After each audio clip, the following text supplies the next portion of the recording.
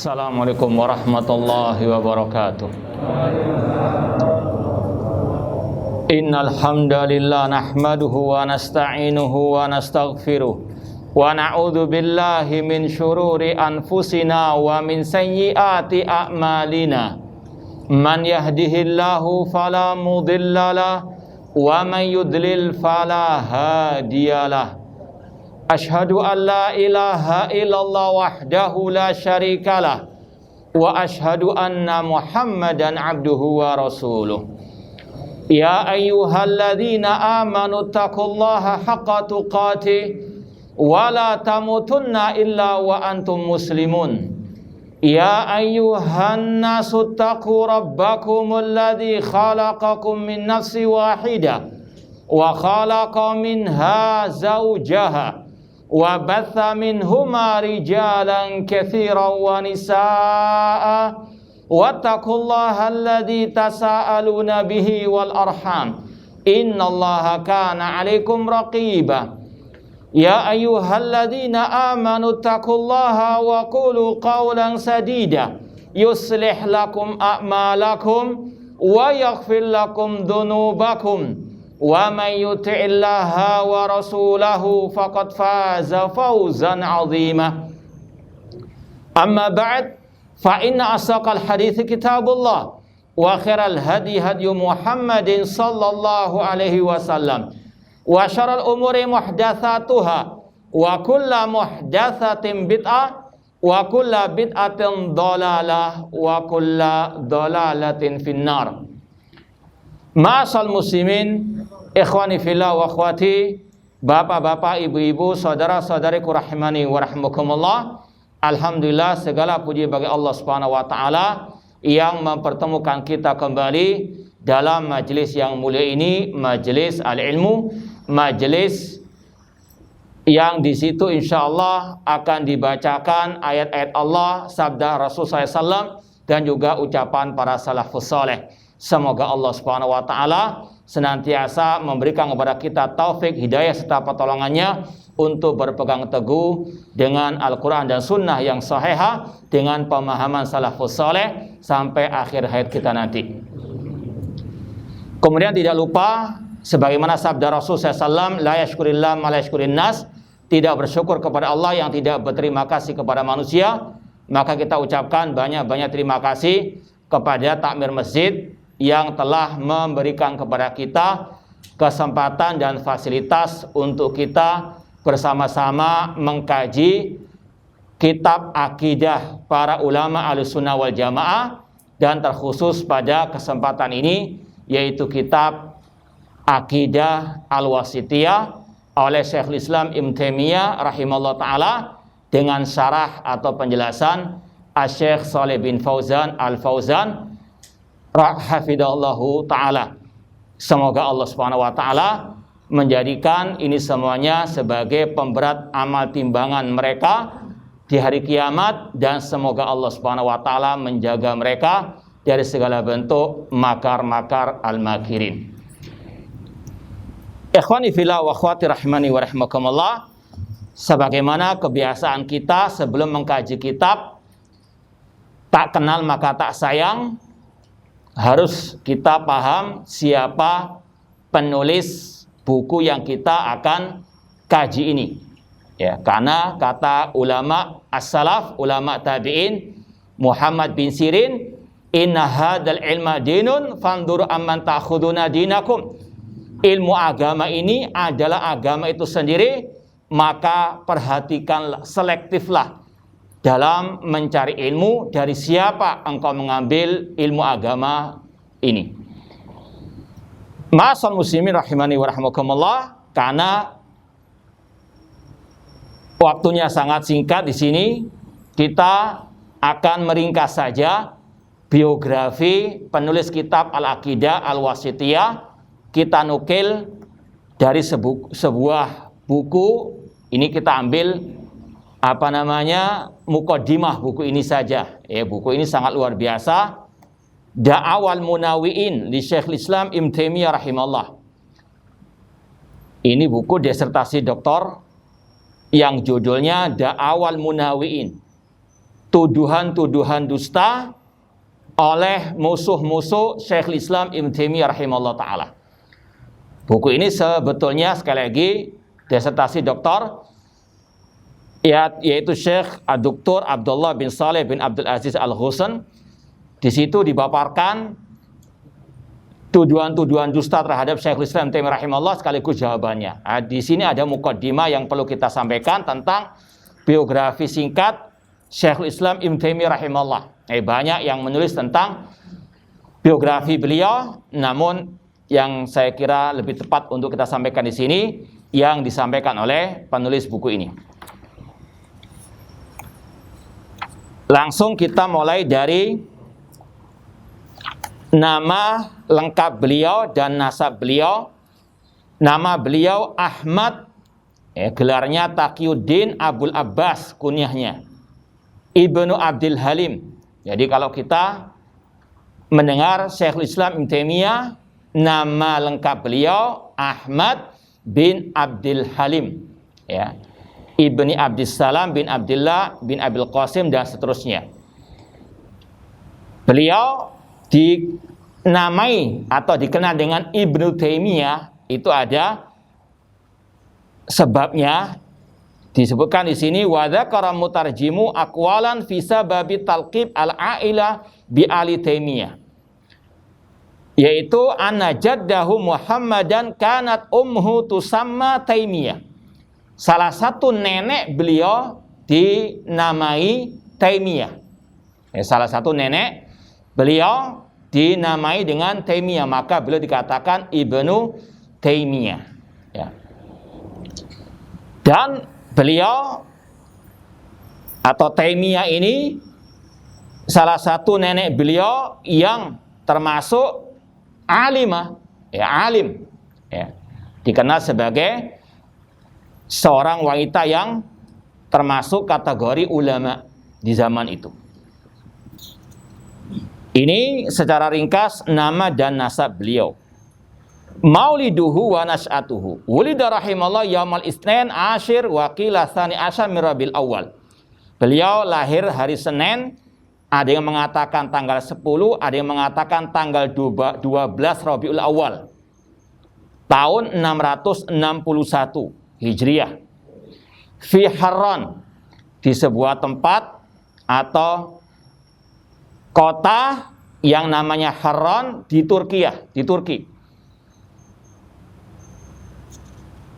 Makanya beliau kalau dibaca lengkap namanya Al-Harrani, Ibnu Taimiyah Al-Harrani. Al-Harrani itu nisbat kepada tempat kelahiran beliau, Harran yang ada di Turki. Ini tanggal lahir beliau. Kemudian bagaimana beliau dahulu menimba ilmu agama. Disebutkan oleh murid beliau yang dikenal dengan Ibnu Abdul Hadi, annahu sami'a musnadal Imam Ahmad ibn Hanbal marrat. Beliau belajar musnad Imam Ahmad berkali-kali, mendengarkan hadis yang ribuan itu berkali-kali. Wa sami'al kutub as-sittah al-kibar wal ajza. Beliau betul-betul mendalami ilmu al-hadis, ya. Terutama kitab-kitab hadis yang istilahnya tebal-tebal berjilid-jilid. Kemudian kata beliau juga, wa qalla kitabun min fununil ilmi illa waqafa alai. Beliau sering membaca kitab-kitab para ulama, hampir tidak ada ilmu atau kitab para ulama yang tidak beliau baca. Ka'annallaha qad khassa bi sur'atil hifdz. Dan Allah Subhanahu wa taala menganugerahkan kepada beliau kekuatan kecerdasan. Apa yang beliau baca banyak beliau hafalkan. Bahkan kitab-kitab beliau itu beliau tulis dalam waktu yang singkat, seperti kitab Al-Aqidah Wasithiyah. Insyaallah akan kita bahas juga tentang sedikit seluk beluk Aqidah Wasithiyah ini. Beliau tulis itu satu majelis saja. Setelah asar beliau tulis, tidak lama-lama, tidak 1 hari 2 hari, 1 hari saja, 1 majelis saja, nggak sampai 1 hari. Bahkan kitab beliau yang lain Al-Hamawiyah, ya, Aqidah Hamawiyah, beliau tulis antara zuhur dan asar saja. Karena apa? Kekuatan hafalan beliau. Beliau telah banyak istilahnya menyelami kitab-kitab para ulama, terutama juga tentang akidah. Kemudian beliau tuliskan dalam karya-karya beliau tersebut. Ya. Kemudian kita bahas juga di sini sedikit tentang mihanu syekh, ya. Ujian yang dialami oleh Syekhul Islam Ibnu Taimiyah rahimallahu ta'ala. Sudah sering kita sampaikan, setiap yang membawa dakwah Nabi SAW menyeru kepada al-aqidah sahihah, membantah akidah yang sesat, menyesatkan, yang menyimpang, pasti banyak dimusuhi. Jangankan para ulama, para nabi yang sangat sempurna akhlak mereka, tetap ada musuh-musuhnya. Sebagaimana kata Allah Subhanahu wa taala, wa kadzalika ja'alna likulli nabiyyin aduwan syayatinal insi wal jin yuhi ba'dhum ila ba'din zukhrufal qawli ghurura. Demikianlah kami jadikan setiap para nabi musuh-musuh dari kalangan setan, jin, dan manusia. Jadi musuhnya para nabi itu dari kalangan apa? Setan. Itu kata Allah. Ya, dari kalangan setan, jin, dan manusia. Mereka saling membisikkan ucapan-ucapan yang indah. Ya. Para provokator itu ucapannya terkadang indah-indah untuk menghalangi manusia dari al-aqidah as-sahihah. Para ulama, pewaris para nabi, pewaris dakwah nabi juga mengalami ujian dan cobaan tersebut, onak dan duri tersebut. Ya. Di antaranya Syekhul Islam Ibnu Taimiyah rahimahullah ta'ala, karena beliau sangat keras, tegas terhadap ahlul bidah, terhadap kelompok-kelompok sesat, ajaran-ajaran sesat, dan buku-buku beliau sebagai saksi bantahan-bantahan kepada kelompok-kelompok sesat tersebut, baik kelompok Syiah Rafidhah, kelompok Khawarij, kelompok Sufiyah, dan seterusnya. Makanya banyak ujian dan cobaan beliau. Kita baca sebagian dari ujian tersebut yang dinukil oleh penulis buku ini. Kata beliau, umtuhina asy-syekh marrat iddah bisababi nikayatil aqran wa hasadihim. Asy-syekh, yaitu Syekhul Islam Ibnu Taimiyah rahimahullah, diuji berulang kali. Di antara sebabnya karena kebencian, kemurkaan orang-orang yang sezaman dengan beliau, dan karena hasadnya mereka kepada beliau. Dan Syekhul Islam Ibnu Taimiyah juga pernah mengatakan, la yakhlu jasadun min hasad. Hampir tidak ada jiwa manusia yang kosong dari hasad. Rata-rata illa man rahimallah, para anbiya was sahabah. Namun secara umum manusia ada potensi untuk hasad, iri dan dengki kepada yang selevel dengannya atau yang sezaman dengannya. Namun kata Syekhul Islam rahimahullah, amma al-karim fayukhfi. Adapun orang yang baik maka menyembunyikan dan memerangi rasa hasad, iri dan dengki tersebut. Diperangi. Walakinnal laima yubdi. Namun orang yang jahat itu akan menampakkan rasa hasad, iri dan dengkinya lewat ucapannya, lewat perbuatannya. Ya. Di antara yang tertimpa rasa hasad tersebut, Syekhul Islam atau korban orang-orang yang hasad tersebut, Syekhul Islam Ibnu Taimiyah rahimahullah ta'ala. Makanya kita diajarkan juga membaca wa min syarri hasidin idza hasad. Karena memang banyak orang-orang yang hasad. Di kantor dijegal untuk apa? Dijatuhkan. Di perusahaan, bahkan di takmir masjid dan sebagainya. Ini sudah suatu yang rahasia umum.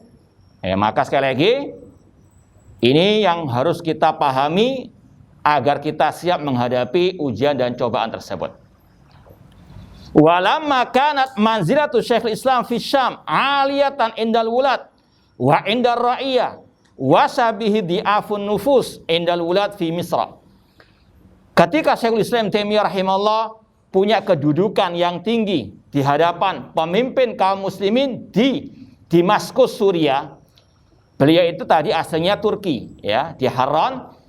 Ketika ada penjajahan Tartar, ya, beliau dan keluarga meninggalkan Harran menuju ke Damaskus, Suriah. Ya. Kemudian tadi beliau terkenal dengan keilmuannya, hafalannya luar biasa, kegigihan beliau dalam menyebarkan sunnah Rasulullah SAW. Beliau mendapatkan dukungan dari orang-orang di Damaskus. Namun tetap akan ada pro kontra. Ada orang-orang yang hasad kepada beliau. Maka wasabihi di'afun nufus indal wulad fi Misra. Ketika pemimpin pemerintah di Damaskus itu bersama beliau, orang-orang itu tidak menyerah untuk menyerang Syekhul Islam Taimiyah rahimahullah. Mereka menghasut pemerintah di Mesir pada waktu itu. Walam yajidu ghairal qadah fi aqidati. Mereka pun menghasut dengan membuat kedustaan-kedustaan, menuduh Syekhul Islam menyimpang dalam masalah akidah. Fatuliba ila Misra. Maka beliau pun diminta oleh pemerintah Mesir pada waktu itu untuk datang ke Mesir. Wa tawajjah ilaiha sana 705. Beliau pun datang ke Mesir tahun 705. Ya, usia beliau 40-an.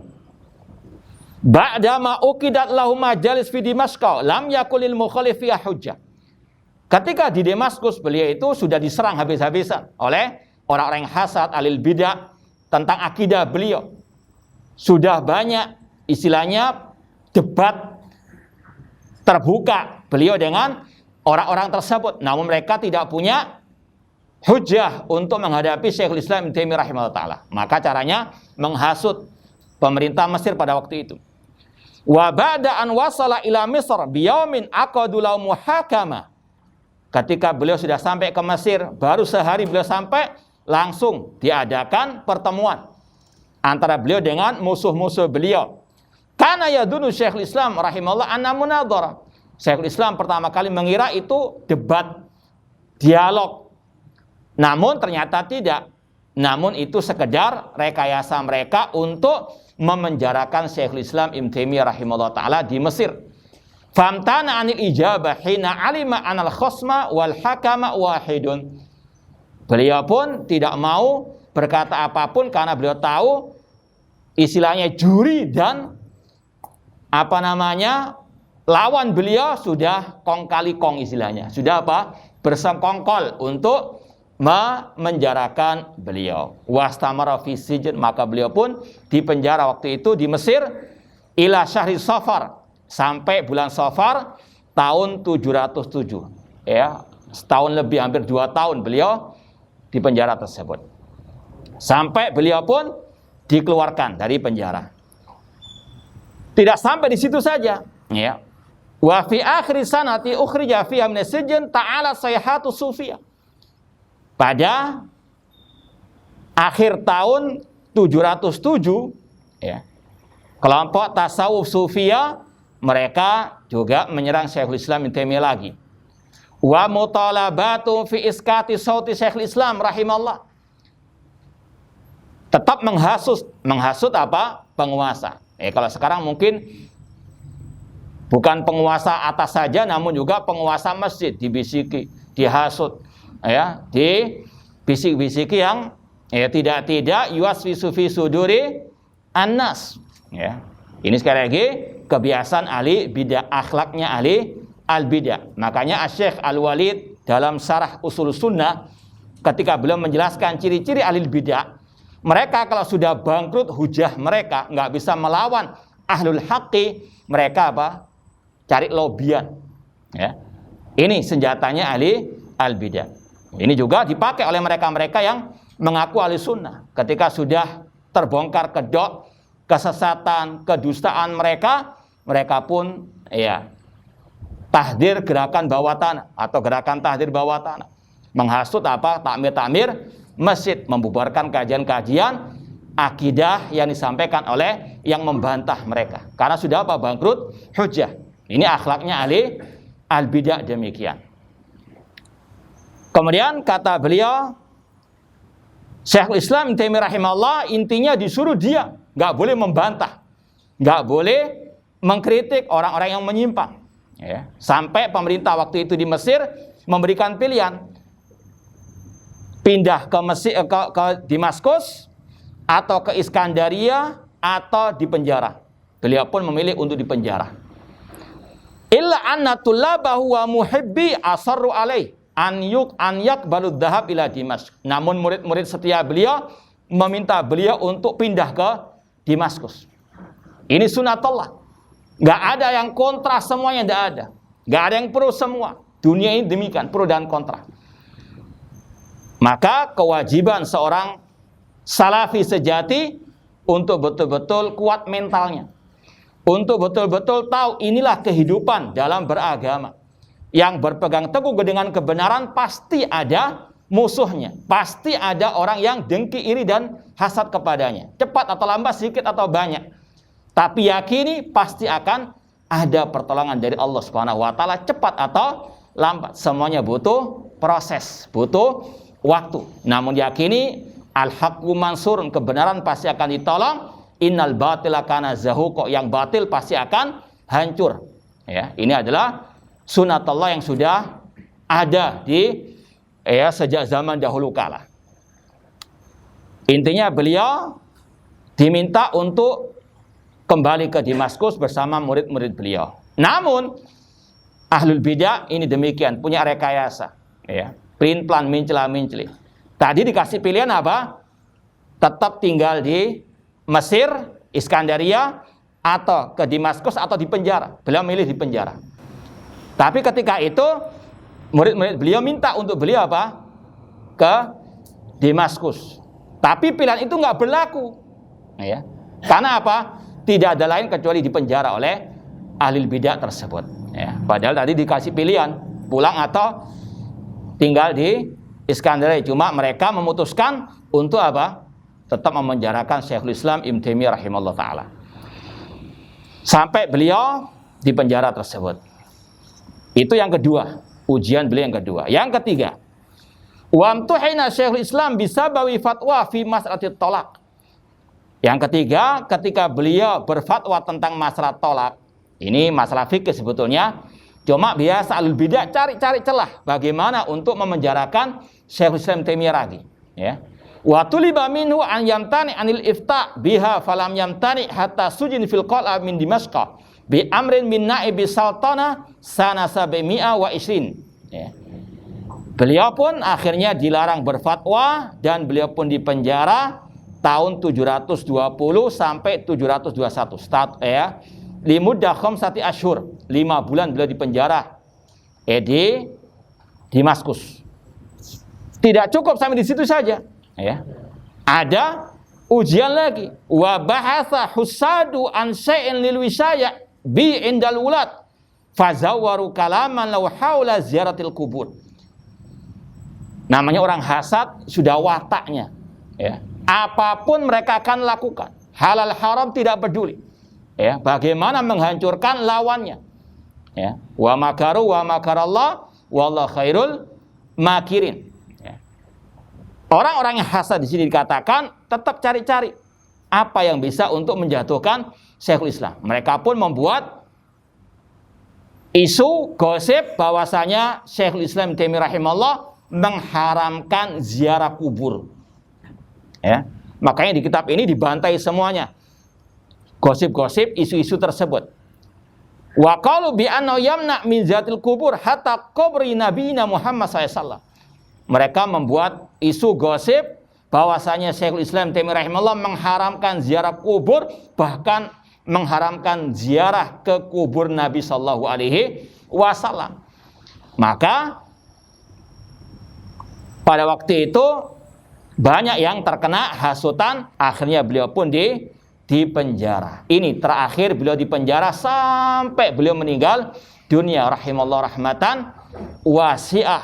Tahun 728 Hijriah. Beliau meninggal di penjara rahimallahu taala. Ini karena sekali lagi beliau di atas al-haq, membela akidah salaf, membantah akidah ahlil bidah.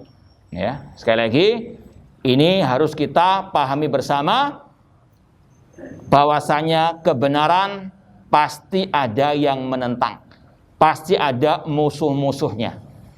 Semua nikmat pasti ada yang hasad. Kata para ulama, inna likulli haqqin jahidah.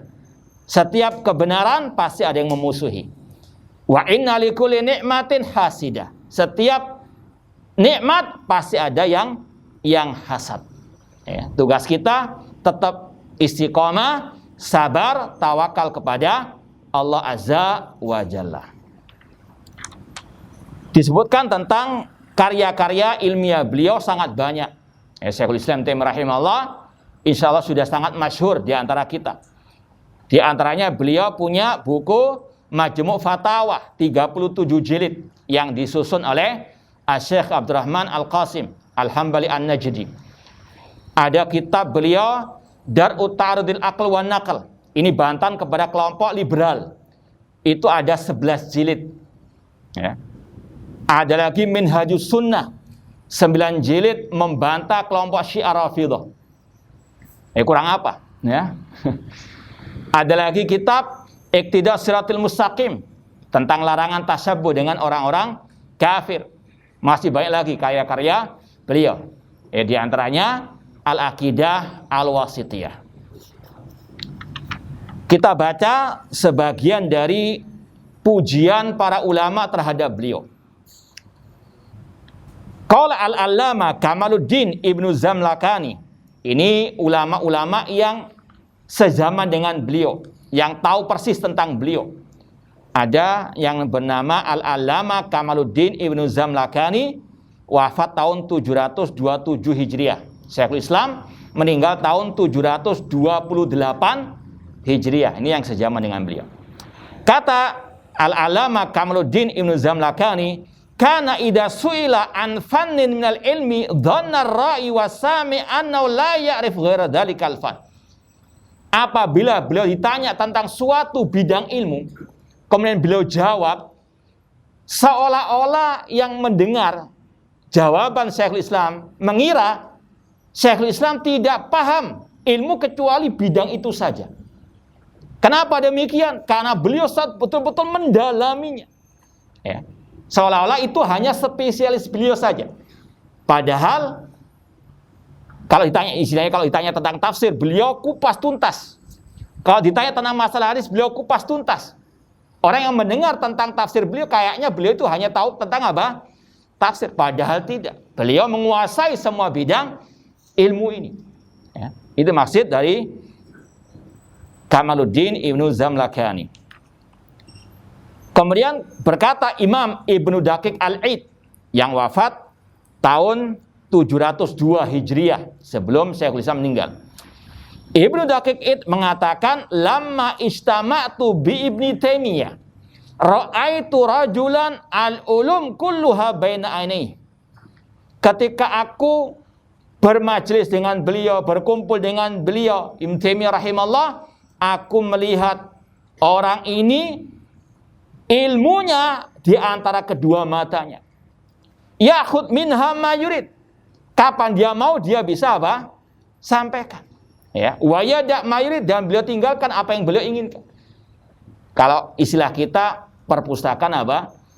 Berjalan. Tapi perpustakaan yang penuh dengan apa? Ilmu. Karena banyak perpustakaan juga nggak ada apa? Bukunya. Namun ini apa? Perpustakaan yang penuh dengan buku, dengan ilmu. Beliau apa? Sanggup untuk membawakan ilmu tersebut kapan beliau mau. Rahimallahu rahmatan wasi'ah. Ucapan ulama yang lain. Qala Abul Balqa As-Subki, wallahi ya fulan, ma yubghidu Ibnu Taimiyah illa jahilun aw sahibu hawa. Kata ulama yang bernama Abul Balqa As-Subki, ini juga sama, masih di abad-abad Hijriah. Beliau meninggal tahun 777 Hijriah. Masih sejaman seabad dengan beliau. Kata Abul Balqa As-Subki, demi Allah, wahai fulan, tidaklah yang membenci Ibnu Taimiyah rahimahullah kecuali orang yang jahil atau dia memang pengekor hawa nafsu ahlil bidah. Orang yang objektif, yang di atas fitrah salimah, tahu bagaimana kitab-kitab beliau yang tidak lain kecuali berdasarkan qala Allah wa qala Rasul wa qala sahabat.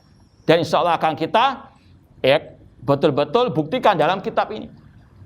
Bahkan sebetulnya buku ini sudah ada munadharah. Beliau di dalam kitab Majmu' Fatawa jilid yang ketiga, beliau menjelaskan ada pertentangan dari orang-orang itu. Apapun yang beliau lakukan ditentang. Di antaranya buku ini. Dituduh dengan tuduhan-tuduhan yang batil. Sampai beliau mengatakan, tunjukkan satu huruf dalam buku ini yang menyelisih manhaj salaf. Bahkan beliau mengatakan, aku beri waktu 3 tahun cari kesalahan di buku ini.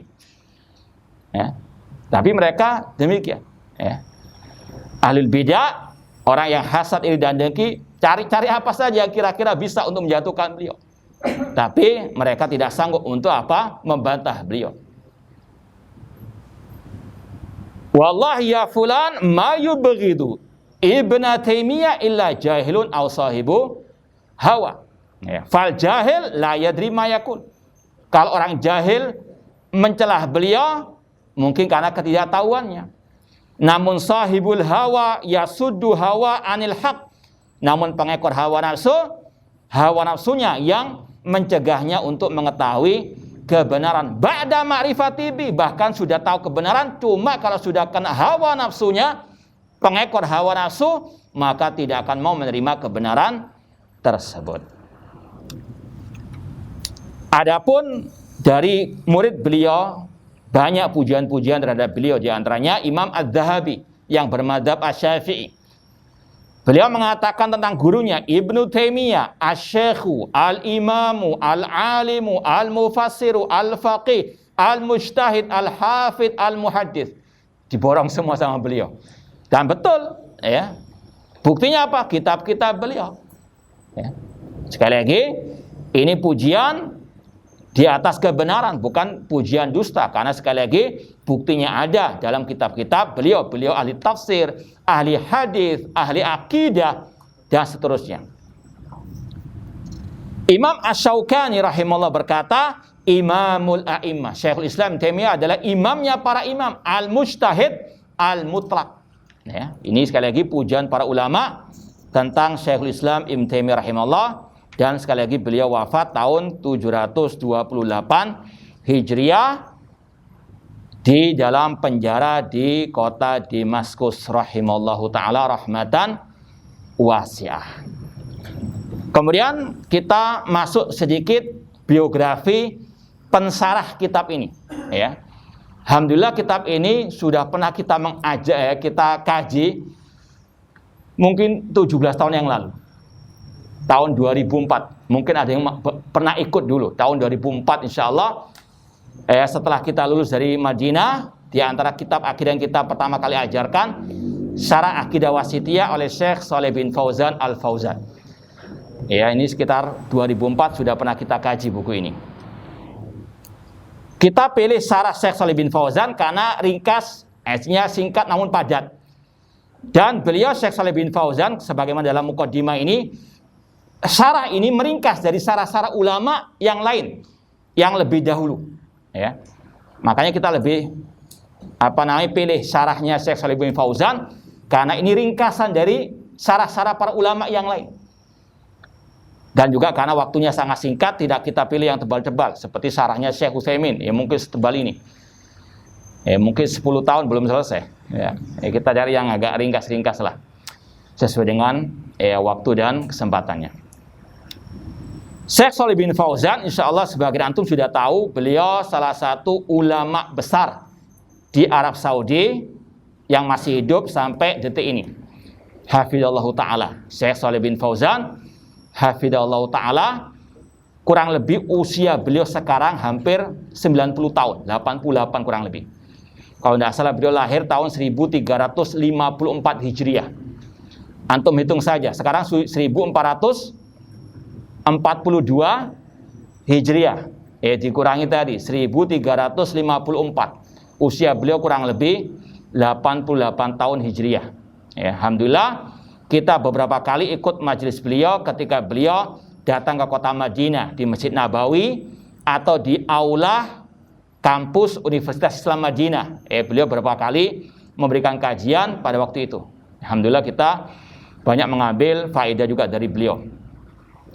Beliau sekali lagi tinggal di kota Riyadh, menjadi salah satu ulama besar di Saudi Arabia sampai detik ini. Dan alhamdulillah kita juga pernah mengkaji salah satu buku beliau yang sangat luar biasa tentang manhaj. Siapa yang masih ingat? Apa judulnya? Al-Ajwibah Al-Mufidah an Asilatil Manahij Al-Jadidah. Jawaban-jawaban yang bermanfaat tentang masalah manhaj-manhaj yang baru, yang sesat menyesatkan. Alhamdulillah sudah kita kaji dan luar biasa buku tersebut layak untuk terus dikaji. Adapun Al-Aqidah Al-Wasithiyah, sekarang poin yang ketiga berkaitan dengan buku ini. Secara ringkas, Al-Aqidah Al-Wasithiyah itu diambil kata-kata Al-Wasithiyah dari nama kota Wasit di Irak. Karena sebab beliau menulis buku ini yaitu permintaan dari seorang Al-Qadhi. Al-Qadhi kalau kita ini ambil hakim pengadilan lah. Seorang qadhi yang bertemu dengan beliau ketika perjalanan haji, meminta dan betul-betul meminta kepada beliau untuk beliau menulis kitab akidah untuk penduduk Wasit pada waktu itu. Maka dinamakan Aqidah Wasithiyah, nisbat kepada tempat namanya Wasit. Wasit itu nggak tahu kok dari Indonesia kok ikut-ikutan ya. Wasit itu memang betul artinya pertengahan, yang tengah-tengah. Itu mungkin ngambil dari bahasa Arab juga. Jadi intinya sekali lagi dinamakan Aqidah Wasithiyah nisbat kepada tempat namanya Wasit di kota Irak. Dinamakan Wasit juga karena pertengahan antara kota Basrah dan kota Kufah. Nanti Anda melihat di peta. Antara kota Basrah, kota Kufah di Irak, tengah-tengahnya ada kota namanya Wasit. Maka dinamakan Aqidah Wasithiyah karena beliau menulis buku ini permintaan dari qadhi yang dari Wasit tersebut ketika melihat penduduk negeri itu sudah rusak akidahnya, banyak yang tersesat akidahnya, meminta dengan sangat kepada beliau menulis akidah ditujukan pertama kali untuk penduduk negeri Wasit tersebut. Dan kata Syekh Abdul Razak bin Abdul Muhsin Abbad, kebetulan juga kata-kata Aqidah Wasithiyah ini ada istilahnya beberapa hal yang terkait dengan kata-kata wasit. Yang pertama, karena permintaan dari qadhi dari negeri Wasit. Yang kedua, secara akidah, ini akidah pertengahan. Sebagaimana beliau nanti akan katakan, Ahlus Sunnah wasatun, pertengahan antara semua kelompok-kelompok sesat. Dari segi maknanya, kitab ini pertengahan antara akidah-akidah sesat. Ketiga, di antara yang unik juga dari kata-kata Wasit atau Wasithiyah, beliau menulis buku ini di pertengahan usia beliau. Coba kata beliau tahun lahirnya tadi Syekh Islam kapan? 661 Hijriah. Beliau meninggal tahun 728 Hijriah. Berapa usia beliau? 68 kurang lebih. Buku ini ditulis tahun 698 Hijriah. 698 Hijriah. Usia berapa beliau itu? Kurang lebih 37 tahun usia beliau, artinya pertengahan usia beliau. Jadi ini kurang lebihnya di antara kebetulan-kebetulan yang berkaitan dengan kata-kata wasitiyah, akidah wasitiyah. Ikhwani fillah wa akhwati rahimani wa rahmakumullah. Seperti yang kita sampaikan tadi, beliau menulis buku ini ba'dal asr. Ini juga salah satu kata beliau, kata Syekh Abdul Razak, yang ada kaitan dengan kata-kata wasitiyah. Beliau menulis buku ini setelah sholat asar. Sholat asar nama lainnya apa? Sholatul wusta wasitiyah. Ya, pertengahan. Subuh, duhur, tengahnya asar, maghrib, kemudian apa? Isya. Paham ya?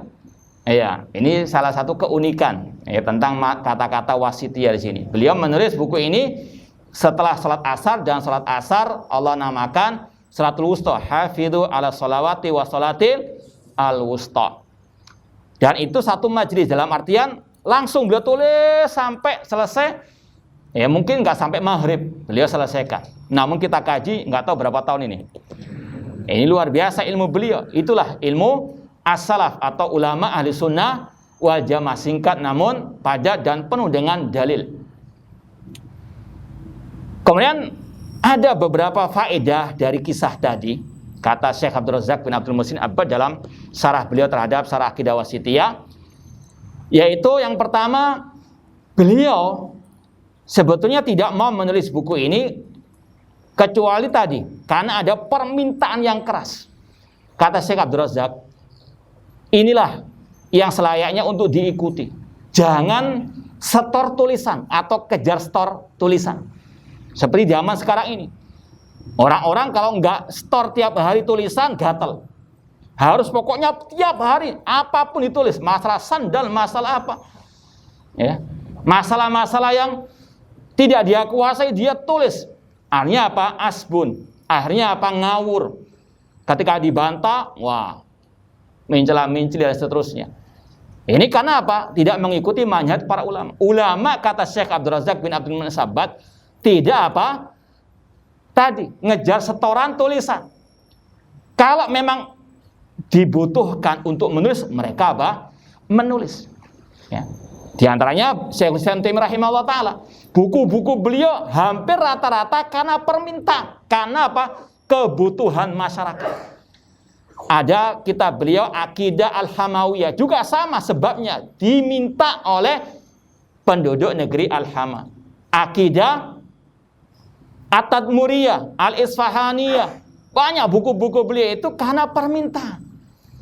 Bukan apa? Pokoknya nulis, pokoknya nge-share, tidak. Yang pertama karena kebutuhan, yang kedua beliau ya kuasai apa yang beliau tulis tersebut. Sekali lagi ini juga pelajaran bagi kita semuanya. Yang ahli-ahli apa? Sosmed ini, hati-hati. Jangan nulis, jangan nge-share kecuali betul-betul ala ilmi, di atas ilmu. Ilmu qala Allah wa qala Rasul wa qala as-sahabah. Dan beliau tidak langsung memenuhi permintaan tadi, kata Syekh Abdul Razak bin Abdul Muhsin Abbad. Beliau itu pertama kali diminta, beliau apa? Tidak mau menulis. Bahkan beliau tawarkan lebih baik pakai kitab-kitab para ulama-ulama terdahulu saja. Tapi sang qadhi tadi terus meminta kepada beliau. Artinya apa? Jangan tergesa-gesa apa? Menulis. Pikir dulu. Apakah yang akan Anda tulis itu betul atau tidak? Apakah betul-betul di atas qala Allah wa qala Rasul wa qala sahabat ataukah tidak? Jangan tadi asal apa? Kejar setoran. Naudzubillah min dzalik.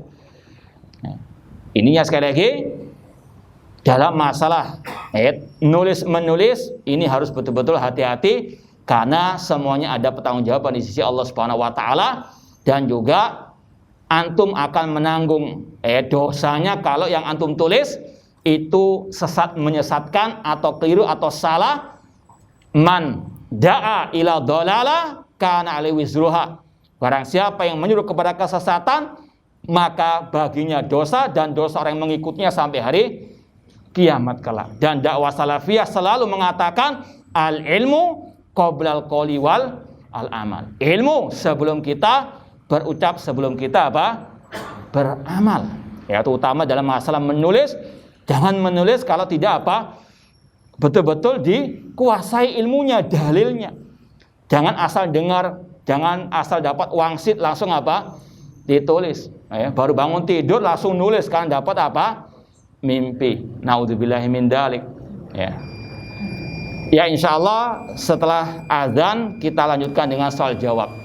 Dan minta tolong kalau bisa dengan tertulis. Wallahu taala alam. Baik, kita lanjutkan dengan soal jawab.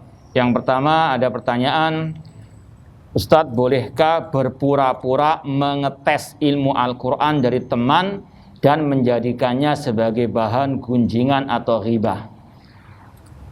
Yang pertama, naudzubillahi min niyatin sayyi'ah. Kita berlindung kepada Allah dari niat yang jelek. Yang pertama, innamal a'malu bin niyat. Sesungguhnya amal tergantung kepada niat. Ya, ini sudah jelas dari pertanyaan tadi, niatnya jelek, mengetes, bertanya untuk apa? Dijadikan bahan gunjingan. Sedangkan al-ghibah wala yaktab ba'dukum ba'da. Jangan kata Allah kalian atau sebagai kalian menghibah, menggunjing sebagian yang lain. Ada orang-orang yang memang hidupnya berpura-pura. Berpura-pura menyuruh kepada akhlak mulia, padahal akhlaknya seperti serigala berbulu sapi. Ya. Ada enggak? Ya cari sendiri ya. Ada orang-orang seperti itu. Ya. Tadi sudah kita sampaikan ada pelajaran berharga juga dari kisah Syekhul Islam Ibnu Taimiyah yang diminta menulis buku oleh Al-Qadhi tadi dari wasit. Kata Syekh Abdul Razak bin Abdul Muhsin Abbad, lihatlah bagaimana salah satu athar pengaruh keikhlasan Al-Qadhi tadi. Beliau betul-betul minta kepada Syekhul Islam menulis buku tentang akidah untuk dijadikan apa? Dakwah bagi penduduk di wasit tersebut. Ini salah satu apa? Kata beliau, keikhlasan Al-Qadhi tadi. Al-Qadhi tadi dia tidak punya tulisan sama sekali. Tapi nama beliau dikenang lewat permintaan beliau kepada Syekhul Islam Taimiyah rahimahullah. Permintaan tersebut insya-Allah ikhlas. Bukan apa? Ngetes. Ya, bukan apa? Nguji Syekhul Islam untuk apa? Dijadikan bahan gunjingan, tidak. Beliau betul-betul minta untuk dituliskan tentang akidah dan dijadikan untuk apa? Dakwah di negeri wasit tersebut. Dan manfaatnya sampai sekarang ini, ya. Dan insya Allah beliau dapat pahalanya. Karena apa tadi? Keikhlasan dalam meminta dituliskan sebuah buku. Ya, maka hidup jangan apa? Suka berpura-pura. Hati-hati. Ya, seperti orang munafikun, naudzubillah min dzalik, di depan kelihatannya baik, di belakang apa? Jelek, naudzubillah min dzalik. Ya, dzul wajahain, orang-orang yang punya apa? Dua muka. Ya. Kata Rasul, tajiduna syarrun nasi dzul wajahain. Kata Rasul, engkau mendapati manusia yang paling jahat, yang paling jelek, dzul wajahain, kata Rasul. Ya. Tadi berpura-pura kayaknya lemah lembut, tapi di belakang naudzubillah min dzalik. Hati-hati. Jadi sekali lagi, tata niat yang baik. Jadi sekali lagi ini suatu yang haram. Niatnya sudah apa? Jelek. Naudzubillahi min dzalik. Sudah niatnya jelek, dipraktekkan dalam ghibah. Sedangkan ghibah hukumnya haram.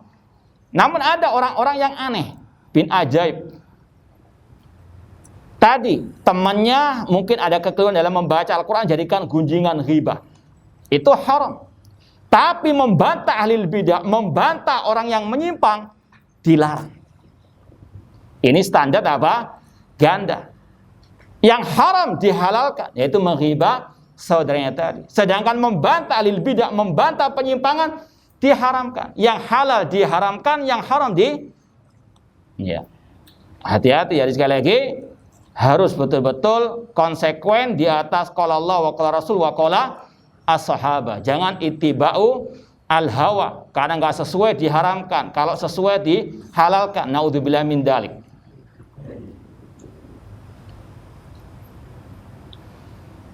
Ya, kalau ada dai-dai yang menyimpang, yang mencela-mencela yang menebarkan syubhat, maka jauhi. Kecuali kalau antum ingin mendapatkan syubhat, ya silahkan. Kalau antum kepingin mencela-mencela, ya juga silahkan. Tapi naudzubillahi min dzalik. Ya. Apakah kelompok-kelompok tersesat masuk neraka selama-lamanya? Ada perincian kata para ulama. Yang kesesatannya dalam masalah pembatal keislaman, seperti kelompok yang istilahnya mengingkari Al-Quranul Karim, atau mereka menafikan nama-nama sifat Allah secara umum, iya, mereka keluar dari Islam, ancamannya masuk neraka kekal selama-lamanya. Tapi nggak boleh kita memvonis ya si B, si, C-nya. Tapi secara global, kelompok-kelompok yang sudah keluar dari Islam, iya, mereka ancamannya kekal dalam api neraka. Adapun yang masih dalam kategori ahlul bidah, yang bid'ahnya nggak sampai mengeluarkan mereka dari Islam, tetap ada harapan masuk surga. Akan tapi ancamannya tetap neraka. Nah, salat memakai masker boleh apa tidak? Boleh. Ya, tidak ada larangannya. Dan kita mengharapkan yang hadir tetap pakai masker. Ya, yang pertama dalam rangka mentaati pemimpin kaum muslimin. Ya ayyuhalladzina amanu atiullaha wa atiur rasul wa ulil amri minkum, minimal memakai masker. Nah, kalau mengatakan kan kita bertauhid Ustaz, nggak usah takut dengan virus. Kita tes, ayo ikut ke kebun binatang. Masuk kandang ya buaya apa singa nanya. Kalau nggak takut, masalah kita kasih hadiah. Tawakal harus diiringi dengan apa? Usaha. Kata para ulama, Rasul orang yang paling bertawakal. Ketika perang, Rasul pakai apa? Baju besi. Ya. Ini sebagai bentuk apa? Usaha. Kita juga demikian.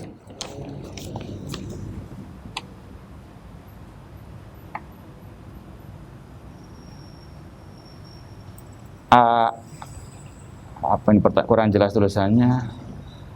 Anak minta nasihat agar tetap tegar dan kuat dalam menjalani sunnah dan beragama, dan nasihat dalam menghadapi rasa futur yang melanda sebagai penuntut ilmu. Yang pertama tadi, jaga terus niat yang baik. Niat yang baik ini banyak pengaruh yang positif. Di antaranya keistiqomahan itu dari niat yang ikhlas. Kalau datang ke pengajian untuk memata-matai, lebih baik pergi. Ya, pulang. Hati-hati, karena Rasul mengatakan inna ahadakum la ya'malu bi amali ahlil jannah hatta ma yakuna baina wa baina al-dira fa yasbiqul kitab fa ya'malu bi amali ahli nar fa yadkhuluha. Sesungguhnya ada salah seorang di antara kalian yang awal hidupnya beramal seperti amalan penghuni surga, sampai antara dia dengan surga selangkah saja. Namun takdir mendahulunya, dia pun mengakhiri hidupnya dengan perbuatan penghuni api neraka, maka dia pun masuk api neraka. Awalnya baik, akhirnya jelek. Dalam riwayat kata Rasul, dia berbuat yang baik itu fima yabdulin nas, tujuannya untuk ditampakkan kepada manusia, riya, ingin mendapatkan pujian, mendapatkan muka di hadapan manusia. Hati-hati, akibatnya fatal. Kalau sudah tidak ikhlas, Allah balikkan keadaannya. Ini kata ulama, kalau kita mau istiqomah, mau tetap konsisten, niat terus dijaga. Ya. Yang kedua, banyak berteman dengan teman-teman yang baik. Jangan teman yang mencela-mencela, apalagi ustadz yang mencela-mencela. Nanti ikut apa? Tadi. Ya. Harus betul-betul selektif. Ya. As-sahib, sahib kata orang Arab. As-sahib, sahabat dekat, itu bisa menarik kepada kebaikan atau kepada kejelekan. Kemudian yang ketiga, banyak berdoa kepada Allah. Ya muqallibal qulub, tsabbit qalbi ala. Wahai zat yang membolak-balikkan hati, tetapkan hatiku di atas agamamu. Apalagi di zaman yang penuh fitnah ini. Apalagi banyak manusia-manusia yang mencela-mencela. Kalau kita nggak minta kepada Allah as-sabat, bisa tertular. Bukan corona saja yang bisa menularkan mencela-mencela. Maka sekali lagi banyak berdoa kepada Allah, dan juga banyak membaca sirah, sejarah para salafus saleh, sejarah para ulama seperti tadi. Bagaimana Syekhul Islam Taimiyah rahimahullah yang diuji dengan berbagai macam bentuk ujian. tetap beliau istiqomah, tidak mundur ke belakang apapun yang terjadi. Ya, sekali lagi ini untuk memotivasi kita tetap istiqomah. Jangan baru dibully saja sudah apa? Nangis guguk. Sehari semalam nggak bisa tidur. Baru ya. Syekhul Islam ini bagaimana tadi? Ya, sekali lagi ini harus kita betul-betul minta kepada Allah as-sabat 'alal haqqi hatal mamat. Wallahu taala alam. Kurang lebihnya mohon maaf wa jazakumullahu khairan atas perhatiannya. Aqulu qouli hada wa akhiru da'wana anil hamdulillahi rabbil alamin. Wassalamualaikum warahmatullahi wabarakatuh.